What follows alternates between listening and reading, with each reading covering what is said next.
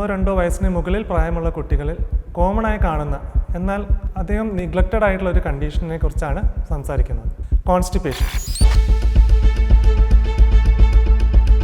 നമസ്കാരം, ഞാൻ ഡോക്ടർ ശ്രീകാന്ത്, റെനായ് മെഡിസിറ്റിയിലെ കൺസൾട്ടൻറ്റ് പീഡിയാട്രിക് ലാപ്രോസ്കോപ്പിക് സർജനാണ്. കോൺസ്റ്റിപ്പേഷൻ എന്നാൽ ഒരാഴ്ചയിൽ 2 അതിൽ കുറവ് തവണയോ മോഷൻ പോവുകയോ അതല്ലെങ്കിൽ 3-4 ദിവസങ്ങൾ കൂടുമ്പോൾ മാത്രം മോഷൻ പോകുന്ന ഒരു കണ്ടീഷനാണ്.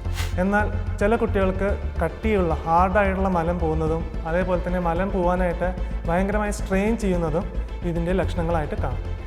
മിക്കവാറും ഈ ലക്ഷണങ്ങൾ തുടക്കത്തിൽ കാണുമ്പോൾ നമ്മൾ അതിനെ കാര്യമാക്കാറില്ല. അങ്ങനെ മാസങ്ങളോളം ഈ കണ്ടീഷൻ തുടർന്നുകൊണ്ടേയിരിക്കും. അങ്ങനെ കുട്ടികളുടെ കുടലിൽ മലം കെട്ടിക്കിടക്കുന്നതിനാൽ കുട്ടികൾക്ക് അടിക്കടിയായിട്ട് വയറുവേദന വരുന്നതായിട്ട് കാണാം. ചില കുട്ടികൾക്ക് ഇങ്ങനത്തെ കട്ടിയുള്ള മലം പോകുമ്പോൾ അവർ ഭയങ്കരമായിട്ട് സ്ട്രെയിൻ ചെയ്യുമ്പോൾ ആ മലദ്വാരത്തിൻ്റെ അവിടെ ചെറിയ പൊട്ടലുകളായിട്ട് കാണാം. അതിനെ തുടർന്ന് കുട്ടിക്ക് മലം പോകുമ്പോൾ ശക്തമായിട്ടുള്ളൊരു വേദനയും ചിലപ്പോൾ 1-2 തുള്ളി ബ്ലഡ് മലത്തിൻ്റെ കൂടെ പോകുന്നതായിട്ടും കാണാം. ഇതിനെ ഏനൽ ഫിഷർ എന്ന് പറയും.